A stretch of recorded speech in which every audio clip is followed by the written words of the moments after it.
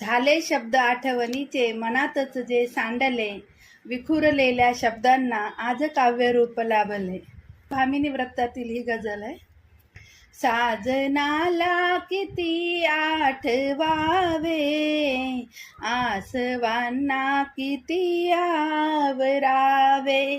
साजनाला किती आठवावे, आसवांना किती आवरावे. हात सोडून गेल्यावरी तू का अपेक्षा करू तू स्मरावे. हात सोडून गेल्यावरी तू का अपेक्षा करू तू स्मरावे.